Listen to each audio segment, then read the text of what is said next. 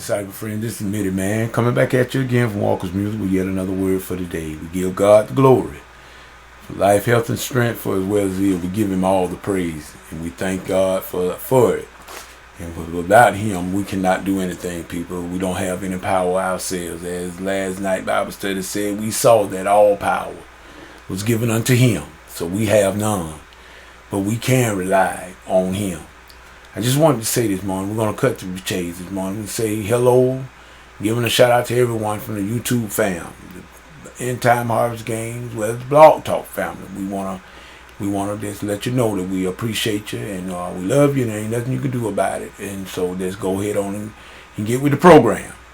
I was just doing this video here this morning, in a request that my sister Dee Dee, and she made mention about speaking about the Proverbs, Proverbs second division of Proverbs. First of all, just to make things a little bit, don't overcomplicate things. We just want to let your sister Dee Dee is the Proverbs. Really and truly, the Proverbs and the Bible itself is a book about choices. It's a book about choices and the choices that we make in our lives, and the consequences of those choices.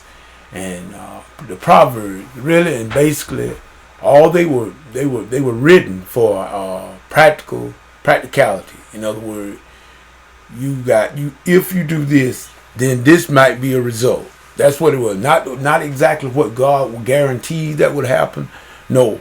But a proverb is just a brief saying, a brief statement, and a little bit of tidbit of wisdom proving a practical point. You could kind of relate them as to what Jesus did when He was taught in parables. Jesus taught in parables to really hide certain truths that you must have to dig for the treasures of it. And this is what the Proverbs say. And I think it's in the very first proverb, says the beginning of knowledge is the fear of the Lord. So therefore we must define. So there's no really big deal about, and I don't mean that in a derogatory way about the Proverbs, but they are there for our admonition. In other words, the choices we make, it advises us to make wise decisions. In other words, where we get the word wisdom, wisdom is the principal thing. Therefore, get it. But with all you're getting, you better get understanding.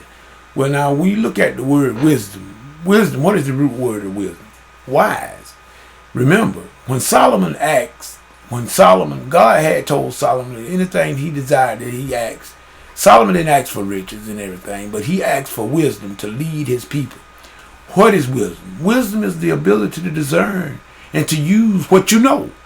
In other words, the wisdom is this, just like in a nutshell, we'll just put it in a nutshell.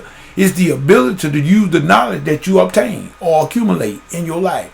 And wisdom is the ability to discern and know the difference in things. That's really basically what it's all about. And so the whole book of Proverbs, not just 1, 2, or 3, but the whole book of Proverbs is just about the ability to discern right and wrong, know the difference between it. It gives you different certain situations and outcomes. And you must make the decision to choose which one. And it is behoove you to make the right decision to keep you away from the forward way of life that leads to destruction. And essentially, that's it in a nutshell. There's nothing really spectacular about trying to decide or discern in the deep meaning of the proverb. It's just they are tidbits of wisdom to prove a practical point. Okay, let's use one of them. Let's use one of them. He said about the woman, men who go whoring after women. It's a solid example. It said the one that does that, a man is brought by the means of a whorish woman. A man is brought to a piece of bread. So because she will seek for the precious life.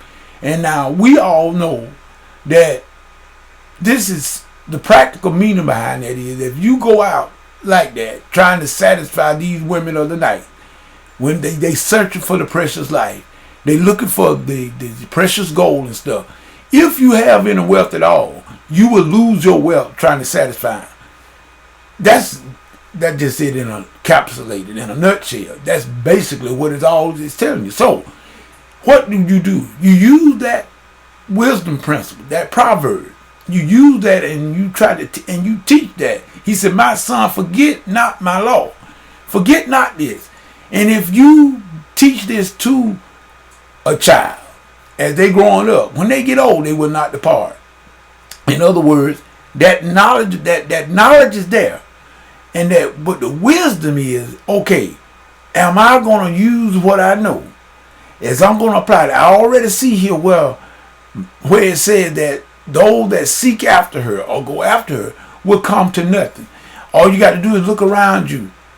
Look around you for anyone that have went down that path. And if you got any wisdom to know differences in things, look at the person that did not do that did not go down that path, and look at the person that did go down that path. Look at the outcomes of both of those individual lives. Well, if you want to be successful, you will choose the latter. You would not go after whorish women, but you will seek every man his own wife. That's a little rendered down in a nutshell explanation. So when you start talking about the Proverbs, that's basically what it's all about. It's not no given really. It's a book about decision and a knowledge of understanding.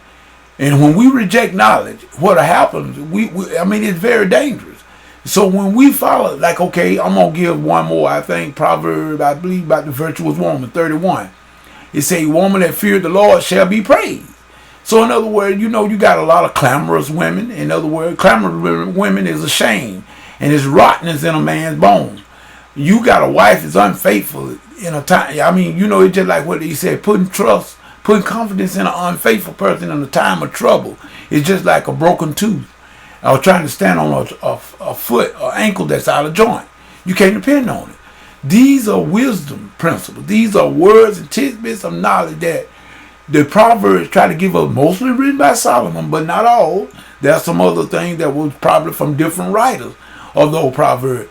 But it's just life being lived and the wisdom and the knowledge of that life being passed on in Proverbs that proves a greater point and application.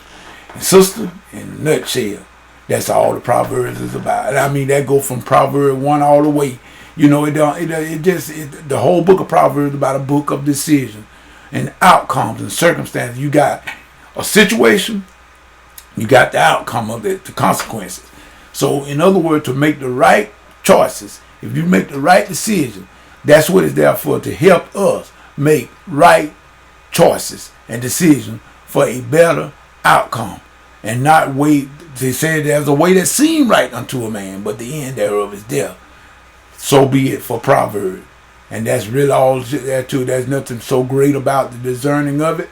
It's really straightforward to tell you, if you do this, this is what may happen. That's essentially what the book of Proverbs is speaking about. So Sister Didi, we thank you for that, and we hope that this here kind of clears some things up for you. And really and truly, there's really nothing else to be said but about it. So with that being said, remember what Middy said, whatever you get into, if God is not in it, it's best you come on out of it. This is Middy saying peace. Good day.